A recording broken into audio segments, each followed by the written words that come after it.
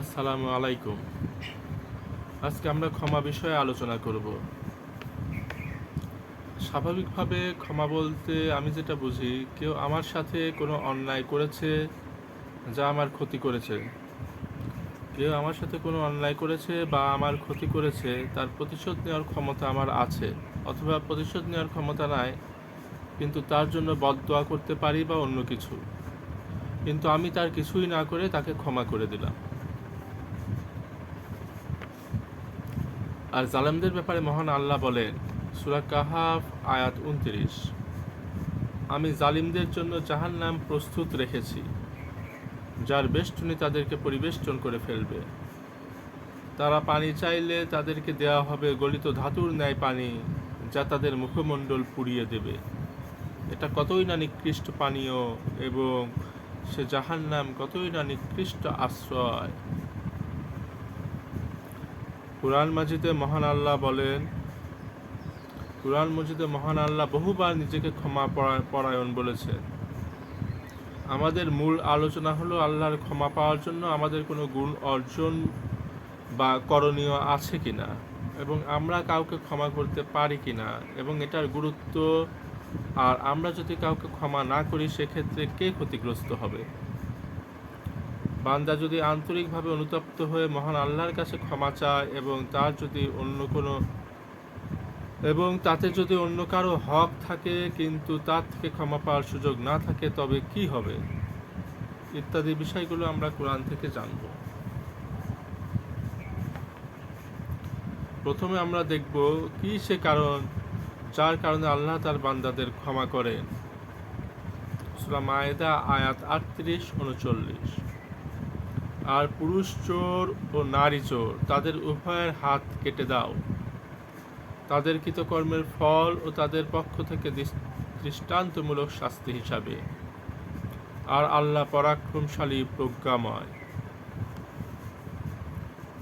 ৩৯ নম্বর আয়াত সূরা মাইদা। অতঃপর পাপ করার পর কেউ পাপ থেকে ফিরে আসলে ও নিজেকে সংশোধন করে নিলে আল্লাহ তার প্রত্যাবর্তন কবুল করবেন। নিশ্চয়ই আল্লাহ ক্ষমাশীল, পরম দয়ালু। অর্থাৎ তওবা করতে হবে, অর্থাৎ পাপ থেকে ফিরে আসতে হবে।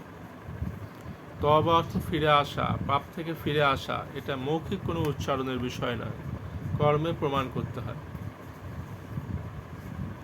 সূরা আনআম আয়াত ৫৪-তে মহান আল্লাহ বলেন, আর যারা আমাদের আয়াতসমূহে ঈমান আনে, তারা যখন আপনার কাছে আসে, তখন তাদেরকে আপনি বলুন, তোমাদের প্রতি শান্তি বর্ষিত হোক। তোমাদের রব তার নিজের উপর দয়া লিখে নিয়েছেন। তোমাদের মধ্যে কেউ অজ্ঞতাবশত যদি খারাপ কাজ করে, তারপর তওবা করে এবং সংশোধন করে, তবে নিশ্চয়ই তিনি ক্ষমাশীল, পরম দয়ালু। অর্থাৎ ভুল করে যদি কেউ পাপ করে ফেলে, এরপর ফিরে আসে সে পাপ থেকে, আর আল্লাহর কাছে ক্ষমা চায়, তাহলে আল্লাহ বলতেছেন আল্লাহ ক্ষমাশীল, পরম দয়ালু। সূরা আনআম আয়াত ৫৫। আর এভাবে আমরা আয়াতসমূহ বিশদভাবে বর্ণনা করি, আর যেন অপরাধীদের পথ স্পষ্টভাবে প্রকাশ পায়।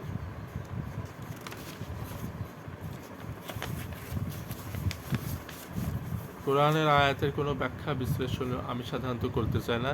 আয়াত যেভাবে আছে সেভাবেই হুবহু পড়ে যায়, যাতে পাঠক তার মতন বুঝে নেন। প্রচলিত অনুবাদটাকে ফলো করার চেষ্টা করি। আল্লাহ আমাদের মাফ করেন, আমাদেরকে সঠিক পথ দেখান। সূরা আরাফ আয়াত ১৫৩। আর যারা খারাপ কাজ করে, তারা পরে তা থেকে ফিরে আসলে ও বিশ্বাস করলে আপনার রব তো এর পরও পরম ক্ষমাশীল, পরম দয়ালু। সূরা নাহল ১১৯।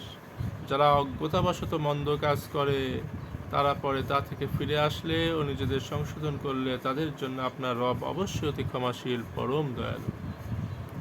সূরা জুমার ৫১-৬০ নম্বর আয়াত, এটা পুরাটাই লাগবে, কারণ এখানে আল্লাহ তাআলা পাপ করলে পাপের তওবা কবুল হওয়ার জন্য সেখান থেকে সরাসরি ফিরে আসতে হবে।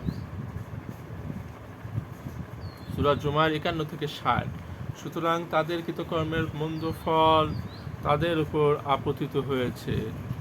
এদের মধ্যেও যারা জুলুম করে, তাদের উপর শীঘ্রই আপতিত হবে। তারা যা অর্জন করেছে তার মন্দ ফল, এবং তারা অপারগ করতে পারবে না। তারা কি জানে না আল্লাহ যার জন্য ইচ্ছা রিজিক প্রশস্ত করেন আর সীমিত করেন? নিশ্চয়ই এতে নিদর্শনাবলী রয়েছে এমন সম্প্রদায়ের জন্য যারা বিশ্বাস আনে।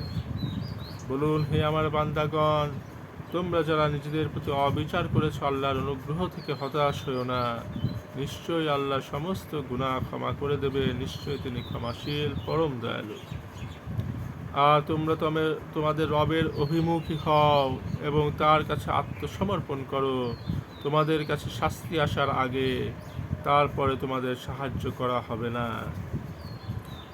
আর তোমরা তোমাদের প্রতি তোমাদের রবের কাছ থেকে উত্তম যা নাজিল করা হয়েছে তার অনুসরণ করো তোমাদের উপর অতর্কিতভাবে শাস্তি আসার আগে, অথচ তোমরা উপলব্ধিও করতে পারবে না, যাতে কাউকে বলতে না হয়, হায় আফসোস, আল্লাহর প্রতি আমরা কর্তব্যে যে শৈথিল্য করেছি তার জন্য, আর আমি তো ঠাট্টাকারীদের অন্তর্ভুক্ত ছিলাম।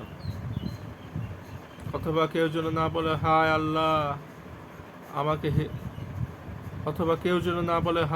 আল্লাহ আমাকে হেদায়েত করলে আমি তো অবশ্যই সচেতনদের অন্তর্ভুক্ত হতাম। অথবা শাস্তি দেখতে পেলে যেন কাউকে বলতে না হয়, হায় যদি একবার ফিরে যেতে পারতাম তবে আমি সৎকর্মশীলদের অন্তর্ভুক্ত হতাম। হ্যাঁ, অবশ্যই আমার নিদর্শন তোমার কাছে এসেছিল, কিন্তু তুমি এগুলোতে মিথ্যারোপ করেছিলে এবং অহংকার করেছিলে, আর তুমি ছিলে কাফেরদের অন্তর্ভুক্ত। আর যারা আল্লাহর প্রতি মিথ্যা আরোপ করে, আপনি কিয়ামতের দিন তাদের চেহারাসমূহ কালো দেখবেন। অহংকারীদের আবাসস্থল কি জাহান্নাম নয়?